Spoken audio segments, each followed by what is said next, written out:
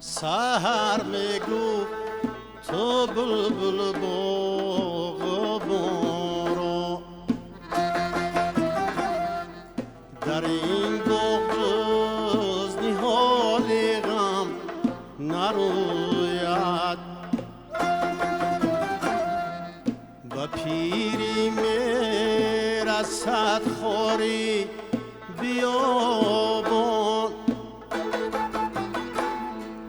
و پیری میرسد خواری بیابان، ولی گل چون جوان گردد بمیرد، ولی گل چون جوان گردد بمیرد.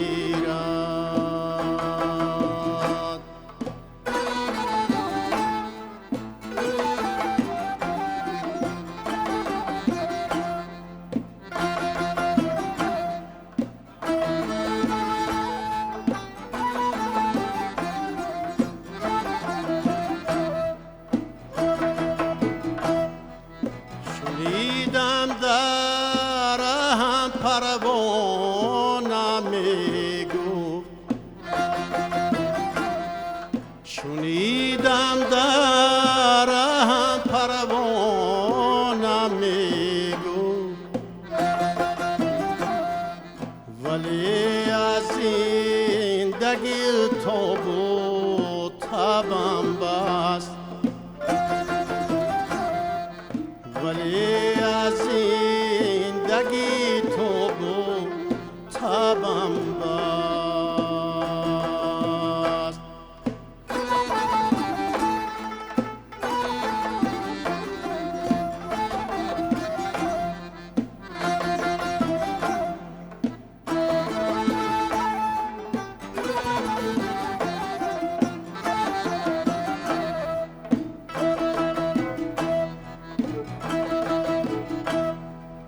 پریشان کن سحر خاکسترم را، پریشان کن سحر خاکسترم را، ولی این سوز سازی یک شبم نیست،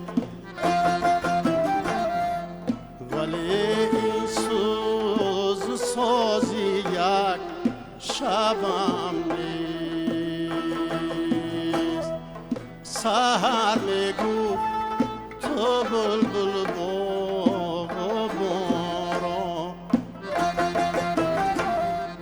در این باغ جز نهال غم نروید، و پیری میرسد خواری بیابان،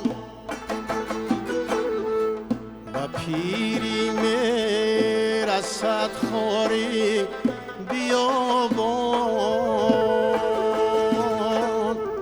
ولی گل چون جوان گردد بمیرد، ولی گل چون جوان گردد بمیرد.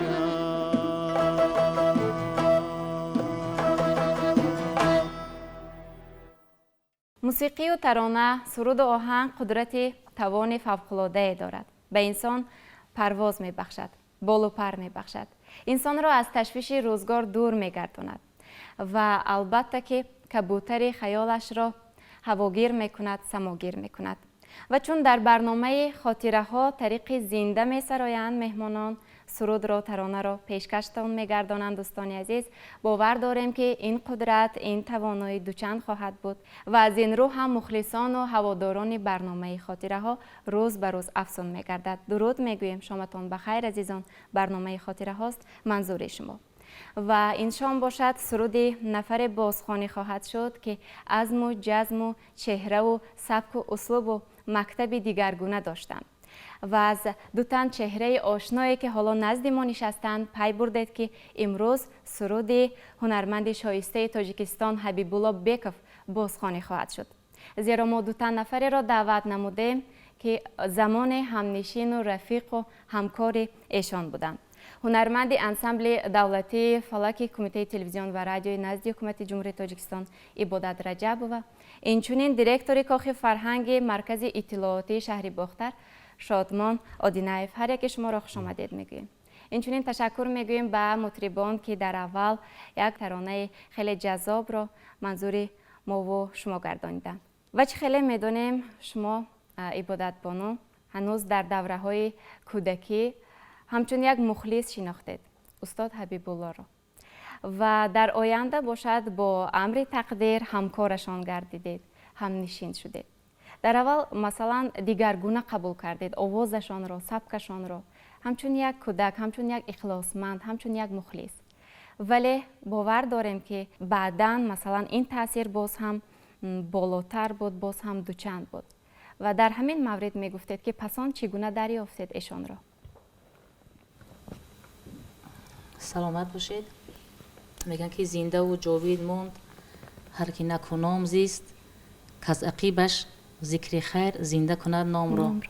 استاد زنده یاد هنرمند شایسته تاجیکستان حبیب الله بیکوف توانستند که با هنر بلند خودشان، با هنر دلچسب خودشان در دل مخلصان و هواداران هنر بالایشان نام خود را زنده و جاوید نگه داشت و من از خردی استاد را میشناختم، مخلصشان بودم و هستم. سالهای پیش خرد بودم، کودک بودم. ما در یک دهه به دنیا آمدیم با استاد حبیب الله بیکوف، دهه زیبا منظری کنگرد. بله. وقتی خرد بودم در توی معرکه های دهه کنگرد استاد حبیب الله بیکوف محفل آرا بودند. بزمی که استاد میکردن من از دور تماشا میکردم و حلاوت میبردم.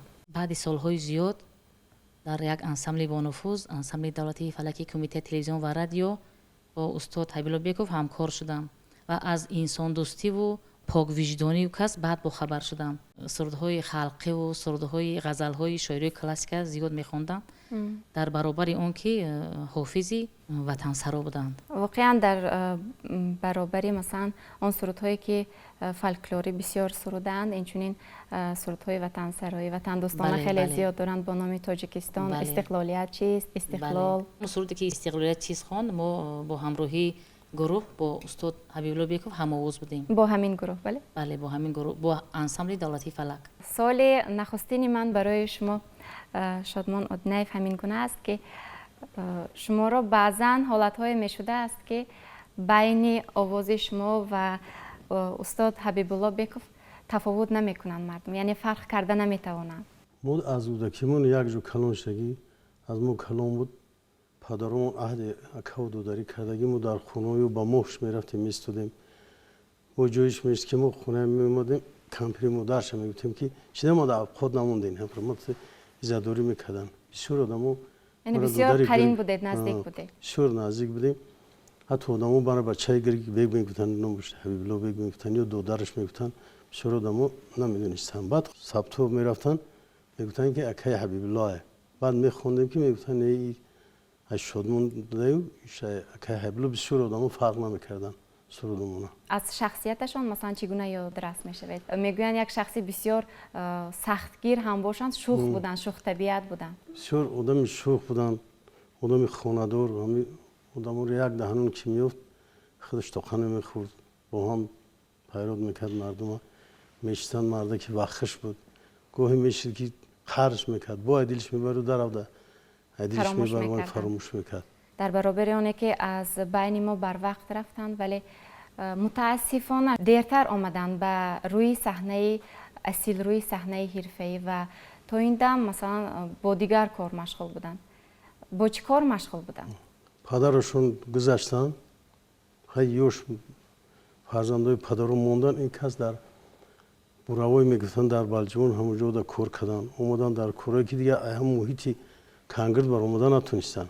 ما فکر میکنم خوب آدمی زور بوده که در همین ساعت یک روز در یک مکتب موسیقی خوندگی نباشی، در یکم جا کار کردگی نباشی، بخیزی با بیای در شنبه موقع بیایی که بشناسن شخصیت چه.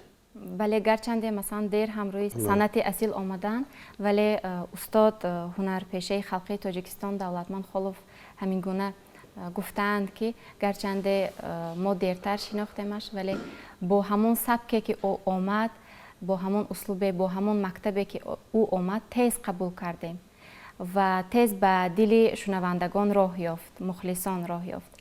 ولی گرچنده مثلا از سال 1968 آغاز کردن حرفه‌ای مثلا براه موندن ایجاد را، تا این دم همیشه محفل‌آرا بودند، ولی در توی معرکه‌ها اشتراک می‌کردند. اینچنین تمام مثلا محفل‌های مکتبی را ایشان می‌گذراندند. ما در همین ناحیه کنگرد به دنیا اومدیم، همین چشم وی کردیم اکای حبیب الله را دیدیم. همون مایده بودیم، هم دیدیم با یک طور که یک سیمدوش دو سیمدو توی می‌گذرون. ما می‌رفتیم دربارش می‌خوندیم. یوش بودیم یک بیبلیوتک خونه‌اش داشت، کتاب داشت، همون سالایی مثل 74 75 می‌خوندن. باز میگویند که با یک بار غزل را مثلا از نظر گذراندن از خود میکردن، قوه حافظه خیلی قوی داشتن و شاید از این رو هم مثلا سرودهایشان که طی 100 تاست از همدیگر کلان فرق میکند و اینچنین آن غزل‌های را انتخاب کردند که خیلی کم یافته است، حتی از بعضی کتاب‌ها نمی‌یابید. یعنی همون غزل‌های نادر را، سخن‌های نادر را انتخاب کرده، چیده گرفته، یک کلباری خوبی روی کار آوردن. و آن سرودی که در اولی برنامه منظور بیننده گردید چی نام داشت و چی شد که مثلا همین سرود را شما خواسته در اول پیشنهادی بیننده گردانید؟ سالهای پیش یک سرودم مانگیتافونم گاهی میافتیم رو هر جا نمیفتیم. یک سرود افغانی بود، یک اون کسمه خوندن کتاب میشتیم کار میکردیم. بود یک برادرش بسیار حافظی زور بود، سید قو، و میشتیم و همین کار میکردیم، انسامبل اکاردیون در دستمون، یک تمام تاولک هر سیمون هم خیلی توی میگذراندیم در همون نوحیه‌مون، بیرون نوحیه. و همین سرود رو هم زمزمه میکردیم. ما اکثریت ایجادات یکدیگر رو میدونستیم، میخوندیم و در یک جایگی ایجاد میکردیم. خب همین منشه الهام هر یک هنرمند، هر یک شاعر هر گونه است. سرمنشه الهامشون چی بود از آن حبیب الله بیکوف؟ الهام او کس بعد برادر دیگریش خطی ما میشتیم، گفتیم ایرانی قطوی 5 ساعت 6 ساعت حافظی کرده، با وقت میفت یک کمتر تو را میگیری حافظی میکنی. همون کسبه را دوست می‌داشتن. یعنی هستیش آهنگ بود، سرود بود. آهنگ بود، میشت زمزمه. بعد آدم مهنت دوست با روح، همین یک لحظه هم به کار نمی‌افتاد، یک چی. یعنی همیشه در جستجو بودن. در جستجو.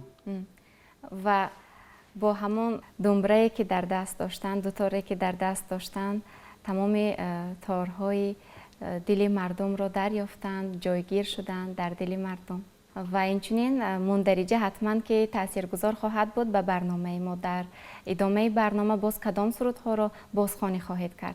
همون جوره جانم در غم دنیا و دنیا به خبر باور مکن، از تگی باقی گذشت. یعنی این هم خلقی است؟ این چیزی خلقیه. بیشتر خلقی می سرودند؟ بسیار خلقی می سرودند. سبکی که به خود خاص بود داشتن این کس، گرچنده سرودهای خلقی می سرودند، در بین همین سرودها اوجی بسیار بلند می گرفتند، یعنی فلک را جای می دادند و یک چیزی نو را روی کار آورده بودند و در قرار خود همیشه قطعی بودند، فکری نه هر کس را قبول می کردند. نه میگو چه خیلی باشم ما باید رنگ خودم بخونم، کمی بیشتر باید ما یگون کس نخوندم میخوندن و در توی معرکه میخوندن. از شادروان ظفر نظیمه، عبدالله نظریفه زمزمه میکردن میخوندن. شما اپای عبادت بانو چی گفته میتوانید درباره همون سرودهایی که این نفر ایجاد کردن، یعنی در برابر سرودهای فولکلوری، سرودهای خود را هم داشتن که بسیار تفاوت داشت، فرق داشت، نظررس و به دل مردم راه یافت هر یک سرودای این نفر و اینچنین در برابر تفاوت داشتن همین سرودها اینچنین چهره این نفر هم فرق داشت. میمیکاشون، طرز ایستادنشان، طرز سخن گفتنشان، سرود خواندنشان. سلامت باشید. میمیکا گفتی، فکر میکنم که در هنرمند بسیارتر در صحنه میمیکا نقش بازی میکند. بعد استاد حبیبالله بیکوف متن انتخاب میکرد که رسانیده میتوانست. یگان غزلی که اگر با او پسند میشد یک بار میموند در بالای میزو با دمره زمزمه میکرد. متنی که بخاطرش معقول است در مدت کوتاه اون متن با آهنگ در آورده با دمره زمزمه میکرد. و باز میگویند که همین با دمره تنها میتوانیم که یک چند اوجهای بلند فلک را بسراییم، ولی ویژگی خاص حبیبالله بیکوف در همین بود که تمام سرودهایش با دمره اجرا شده است و تنها با همین دمره مثلا آهنگ ایجاد میکرد. ولی استاد حبیبالله بیکوف دیاپازون بلند که داشتن، همه سروداشون اوج بلند داشت. هر هنرمند دیاپازون بلند ندارد. وقتی که دیاپازون اگر پس باشد فلک سروده نمیشود. یگان سرودی من ندیدم که بعد اوج پایان خوانده باشد. تا همون زینه آخرین همون دمره را کوشش میکرد که بنوازد و بسراید.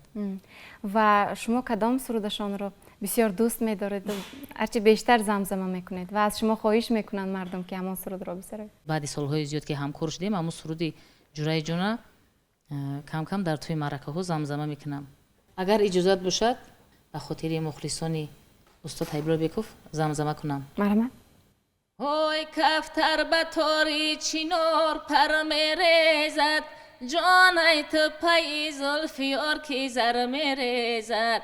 های هر کس که بیدانه لذتی عاشقی را، جان یک کاسه شراب شربتی تر میریزد. همو جور ای جانم بردی تو دل و جانم، همو جور ای جانم بردی تو دل و جانم. در چشمای خشرو جانم سینه در خاک میمالم، در چشمای خشرو جانم سینه در خاک میمالم. تشکر. بیاید همین سطر را نمیشکنیم و طریق آهنگ پیشنهادی بینندگان میگردانیم همین سرود را.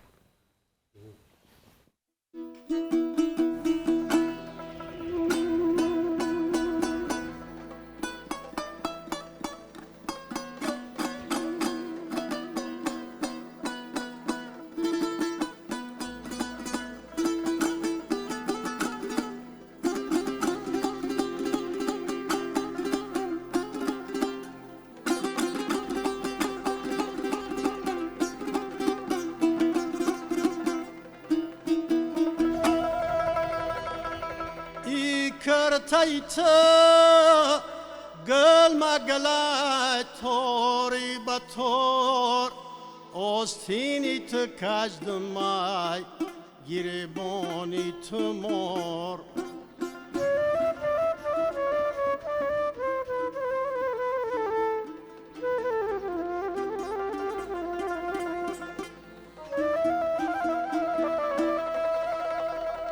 هر کس کی ترمه دخته بگیره به کنار، حاجی شوده مکه رود 300 بار.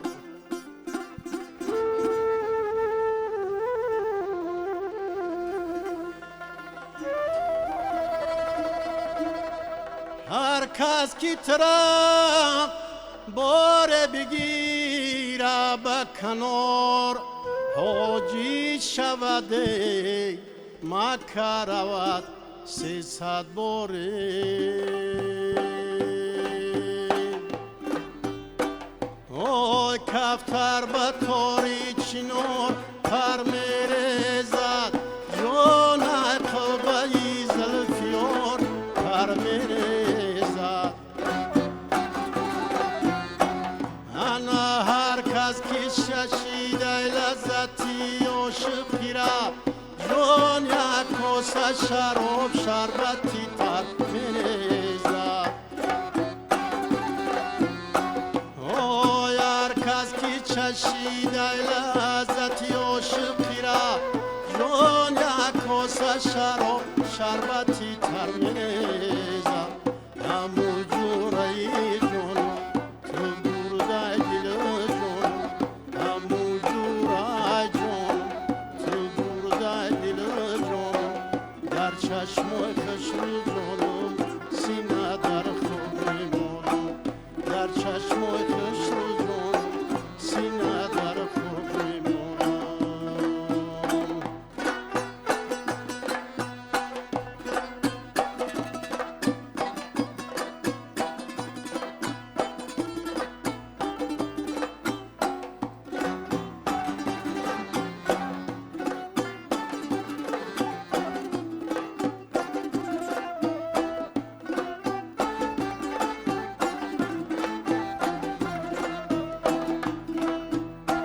وای تو شب جیلوه بتم خالارا جان مرغابی شبم شنو کنم دریارا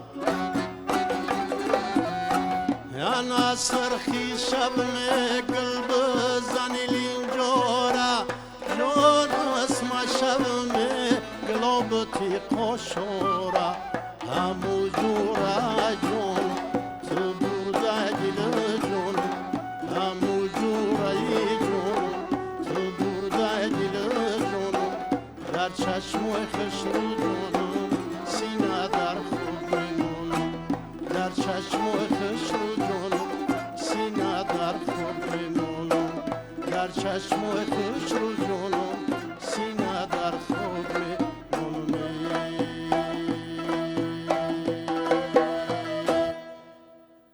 تشکر.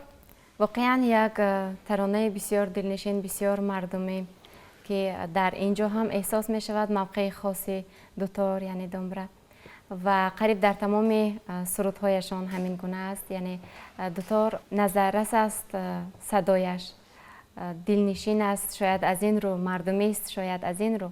و شما این رو چگونه آموختید یا که شما را عیناً همین سبک، عیناً همین اسلوب تربیت کرده است، تاثیر گذاشته است؟ پدر امام نوازنده بود، بابی امام گرگولی سرا بود.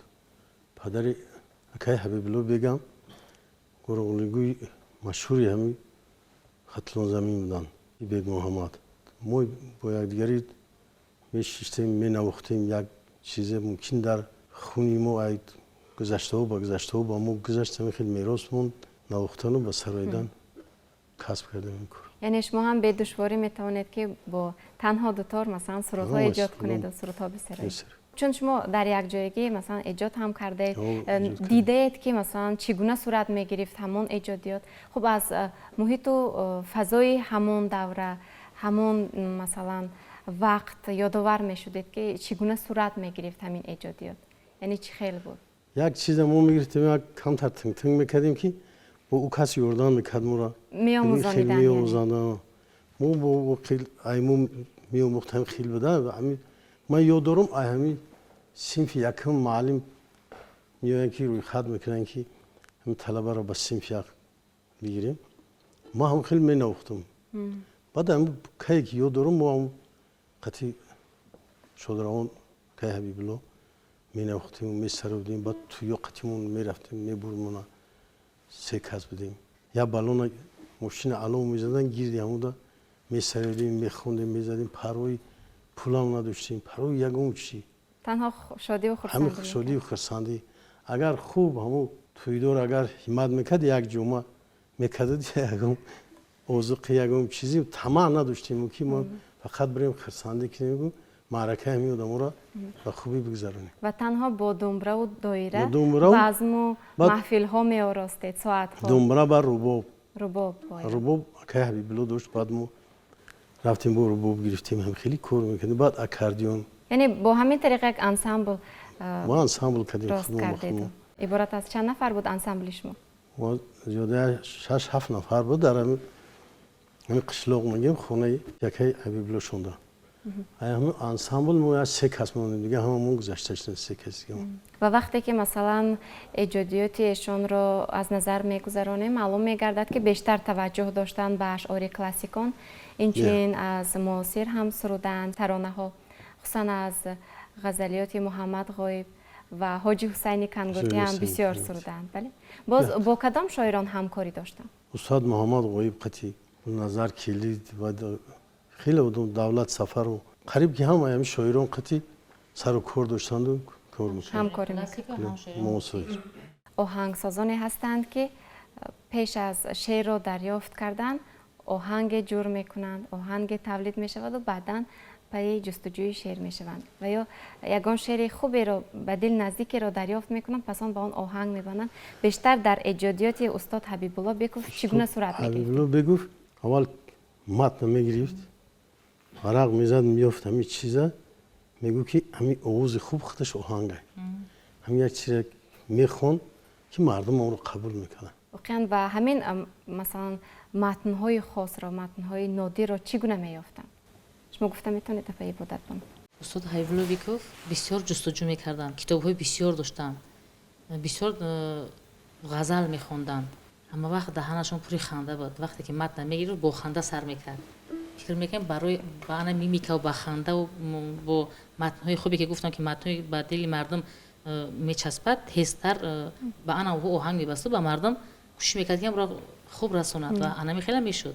بله در برابر یک آوازی گرم صدای گرم داشتنشان چهره گرم البته اما وقت دهنشون پوری خنده بود. وقتی که من به انسامبل به کار اومدم من خودم را معرفی کردم و توی مرکه ها قدر رفتن نمیتونستم روزی که سرود کم میدونستم. بعد اکای حبیب الله به من گفتن که سرود بسیار اذیت کن. من باوری دارم که تو ازوده یعنی برای راه دشوار انتخاب کردی نه که من از شما باوری دارم که تنمی راه دشوار طی میکنی. چند توی معرکه رفتم. ناحیه تاجیکا بود نوروزی دعوتش کردن. مرا به همراهی خود بردن. من سرودی کمم که میخوندم کمم که میدونستم اون وقتا از استاد حبیب الله بیکوف میآموختم طرزی در کنسرت ها اشتراک کردن رو. در برابر آن که یک مرد بسیار شوخ و صمیمی بودند ولی شاگردانشان همین گونه ابراز می‌دارند که بسیار سختگیر بودند. خب شما نیز شاگردشان هستید؟ بله بسیار سختگیر بودند. خب چگونه سختگیری می‌کردند؟ میگه به پیر نرو که در امانی هرچند که سکندر زمانی. من از استاد حبیب الله بیکوف راضیم. سخت میگه که باید نمی یک سرود در دو روز سه روز اذیت کنی. خودشون که تیز اذیت می‌کردن. از دیگران هم همین را طلب می‌کردند. بله طلب می‌کردن که تیز اذیت کردن کرد. آدم باید تنبل نباشه، همه وقت در جستجو باشد. و خلاصه که ما از اون کس آموختیم تا امروز ذره هم باشد اگر به مردم خدمت کرده ایستادیم و خدمت خواهیم کرد. و محض همان سختگیری ها بود که شما را به این سطح آوردن؟ بله بله. خب سپاس. باز کدام سرود حالا منظور بیننده میگردد بازخوانی میشود؟ در غم دنیا به دنیا به خبر باور نکن.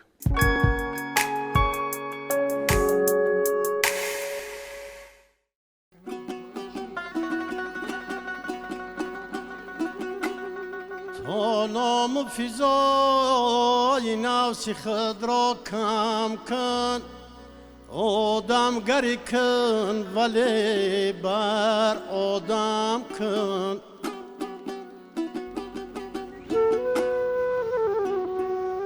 می گفت در اوگره به من وقتی دروی چون خوشه گندم بر زمین سرخم کن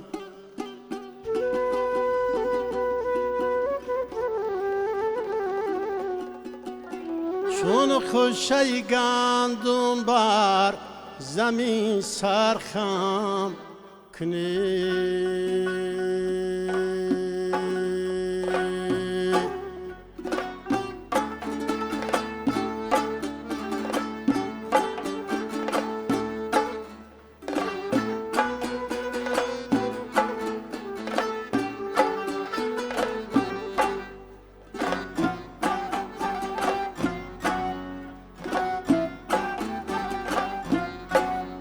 در غمی دنیا بدن یا به خبر باور مکن ای سفر نادیدت با هم سفر باور مکن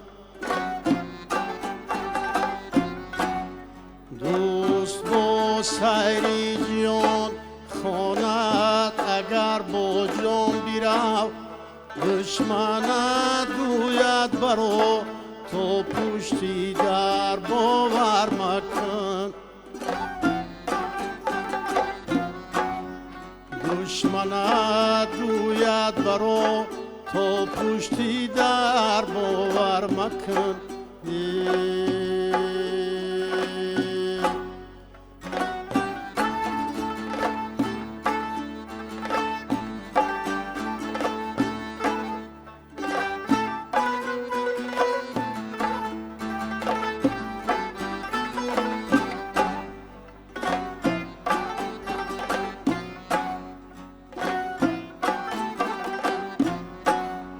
تو نریزد زهر از دندان ماری کشته‌ات باز هم هوشیار باش از این ظفر باور مکن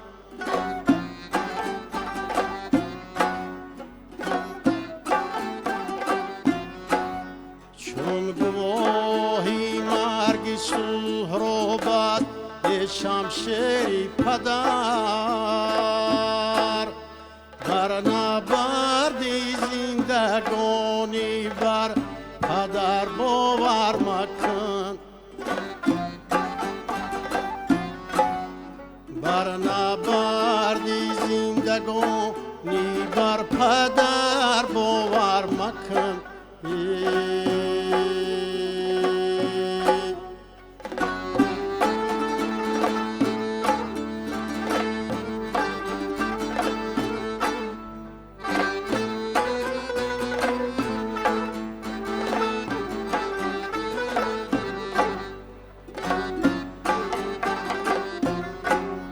تیفلکان خوابند در گهوا رهایی چوبی بید را گویند نخلی به ثمر باور مکن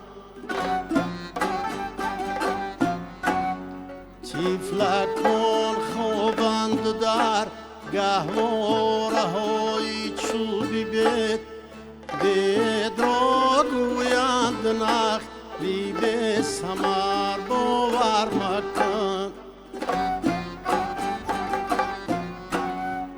بید را گویند نخلی به ثمر باور مکن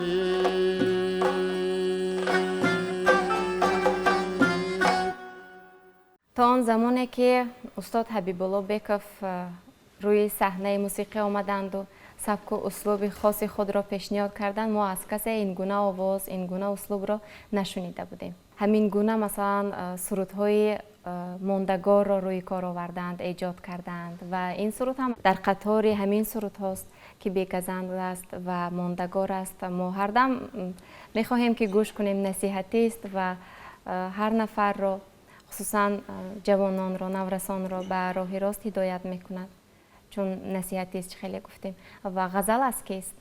غزل سید جان حکیم زاده آهنگی استاد حبیب‌الله بیکوف. خب در خاطر دارید که این سرود را چگونه روی کار آوردند ایجاد کردند و یا شما چگونه از خود کردید و از کی میسروید؟ در یک چند سرود همین خیلی کار کردش کرد که ما امروز این سرود میشه و ایشتن میشه یکی آهنگ در چند سرود راست گرفتیم جور شد آهنگ ناز که بود راست گرفتم که حبیب‌الله بغیر از سراییدن و نواختن طبع کم کم شاعری هم داشت چیزایی می شعر هم می نوشتن خب از این چیز ما آگاه نبودیم و عموما وقتی امروز دفتر خاطرات استاد حبیب‌الله بیکوف ورقگردانی می شود باور دارم که مثلا یک چیزی نو را ما دریافتیم و باز هم هست همون چیزهایی که نهفته است و ما تا حال نمیدانیم اینچنین مثلا ادامه دهنده مکتب ایشان پیروشان شاگردشان خوشبختانه امروز فرزندشان می باشند بهرالدین بیکوف بله نورماندی نغزه کوری پدرش دوام میده در برابر این کس باز کیها را گفته میتوانید که پیروشان هستند امروز ها همین طرز خواندن در مون دیگه کم مونده همون گونه خواندنه که این نفر داشتن این نفر داشتن آهنگ و طرز خواندنی توجیکانه یکم شب دیگر جهو آورده در دوری آهنگو قطعی کردگی نیستن و میتوانید بگویید که امروز شاگردان خود را میتوانند پیروان استاد حبیب‌الله بیکوف شوند پیروان حبیب‌الله بیکوف اینا پسرش بهرالدین اینا جیانش روزی بیگ ما فرزندای ما خیلی رفتم و پیروی میکنیم میخویم و با همین طریقت مکتب رو مثلا به نسل‌های آینده میرسانید، بگذند، بیالایش. باز کدام سرودشان را بسیار دوست می‌دارید و زمزمه میکنید و میخواهید امروز هم منظوری شنوندگان بینندگان گردانید؟ یک سرود دارد با نام تیری نگاه، یک 4 مصرع میخونم به خاطر مخلصای استاد. مرحمت. تیری نگاهت بر دلی ما کرده نشانه، ای ماهی یگانه، ای ماهی یگانه، تو بیا جانی بی خانه، به عذر و بهانه، به عذر و بهانه.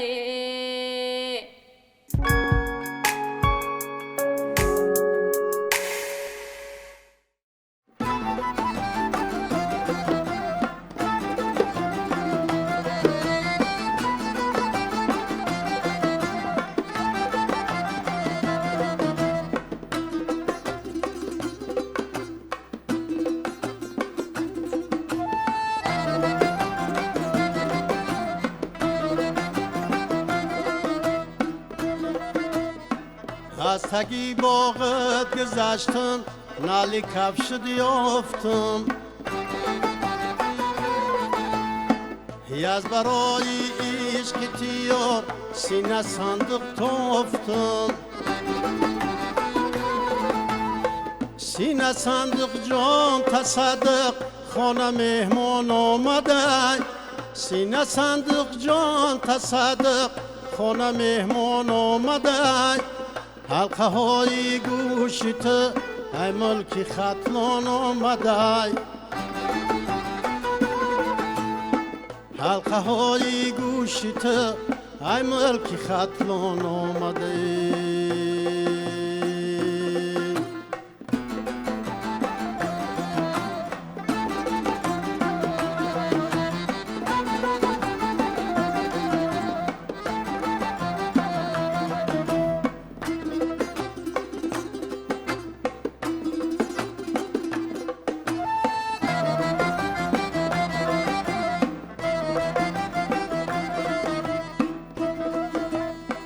ناز بوی من مبادا نو کسان بوید کنن با بدان کمتر نشین ترسم که بدگوید کنن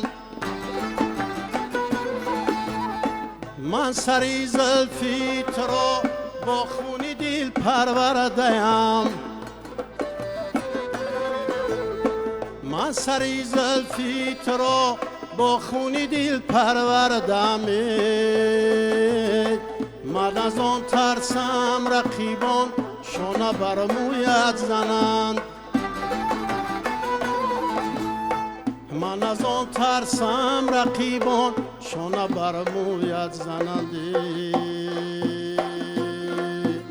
برخیز گلم از جایت بینم خدیران آید اسم خرم با خوشت زنگو خرم با پایت اسم خرم با خوشت زنگو خرم با پایت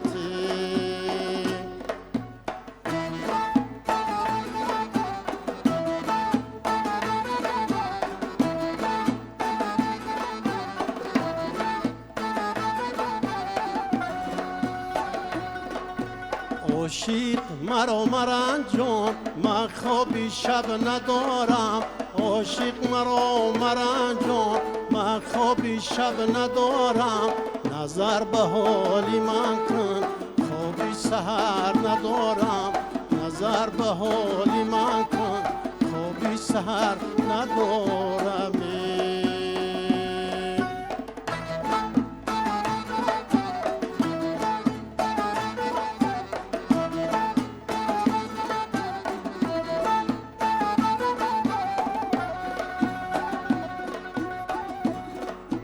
امروز یک پری را در نوبهار دیدم امروز یک پری را در نوبهار دیدم رخسار مای گلگون چشم و خمار دیدم رخسار مای گلگون چشم و خمار دیدم